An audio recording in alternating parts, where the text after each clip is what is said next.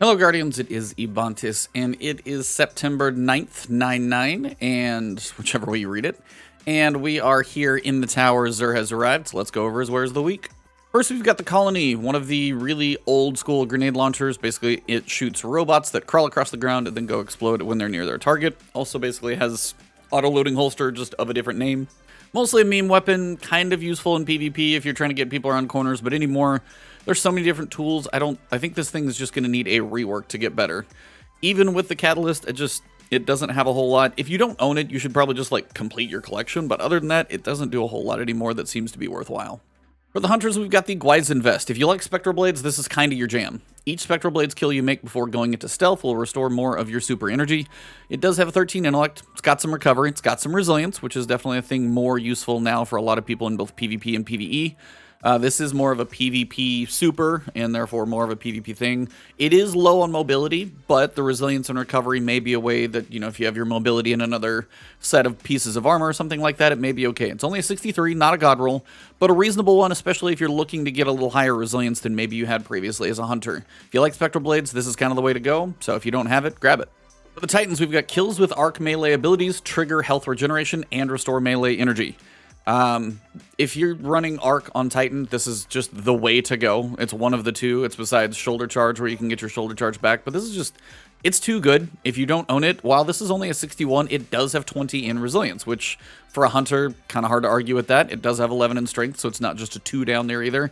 It's not the best total stat roll of a 61, but if you're a Titan and you don't own this, this is a good place to start with this exotic, and you can farm for a better one. But if you're messing around with Arc 3.0, you should own this, so make sure you do. For the Warlocks, we've got the Skull of Dire Ahamkara.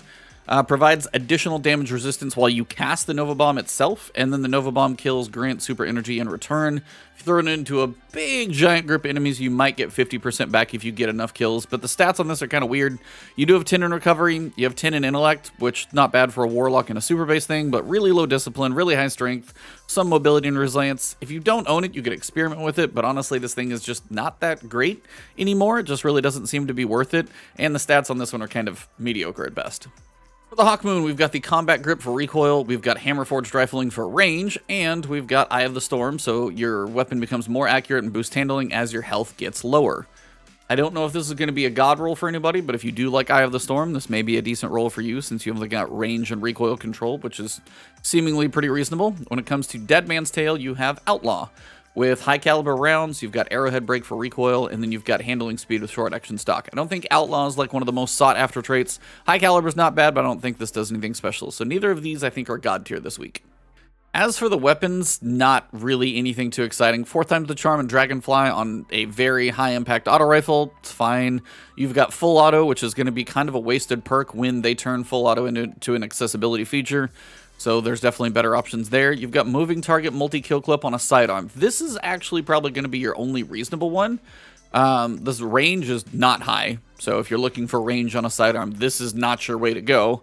Some, you know, multi-kill clip with moving target, maybe. But the way this thing works, I don't think this thing's really that great either. Blinding Grenades. Very beneficial in certain situations. High-level PvE content typically going to be where you'd find a use for them.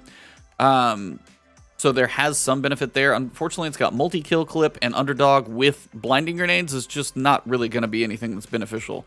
Auto-loading holster and anything else, maybe, but yeah, even with Blinding Grenades, I can't really recommend that. Auto-loading holster and Eye of the Storm, and auto-loading first in, last out is not that bad, but I think there are better options here, even for Eye of the Storm.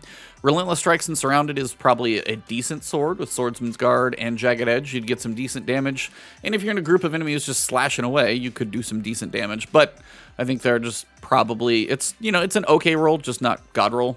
And then Zen Moment and Demolitionist, activating kills with this weapon, generate grenade energy, which isn't bad. You've got some stability here, and some recoil control. It's going to be a very stable roll if you're looking for that. Just probably won't have the max range that some people would look for in PvP. And then PvE, while Zen Moment's fun, there are much better PvE rolls. So every one of those legendary weapons is kind of meh, in my opinion. For the armor, Titans, I don't think you get to win this week. We've got resilience of 6. You got 62 with some recovery, discipline, and strength.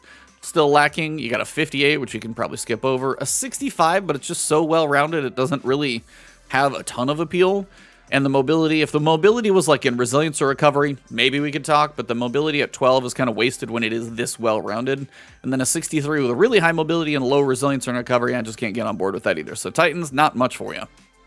Warlock's not anything too crazy. You've got a 60 with, decent resilience, recovery, and discipline. If you're looking to get some resilience on a build, this is a little bit of a step in the right direction, but 60 is not too exciting. 62, kind of even on top with a spike in discipline and strength. If you're not worried about intellect, that's not too bad.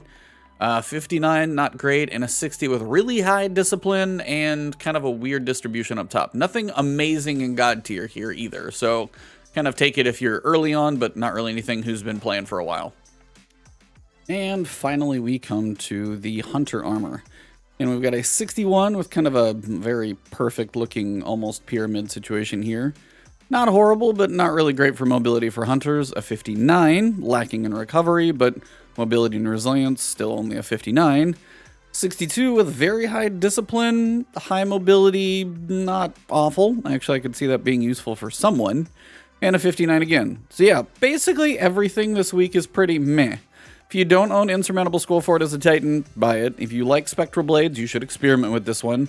This is just kind of needing a refresh, so if you don't own it, you could just complete your collections if nothing else. So maybe roll your dice on exotic, maybe you'll get something good. Other than that, if you enjoyed the video, drop a like below, leave a comment if you've got any questions. And outside of that, if you want to say hello, you can say hi in the comments. Find me on Twitch or Twitter at Ebontis. Right here on YouTube, hit that subscribe button, hit the alert bell. See you guys in the next one.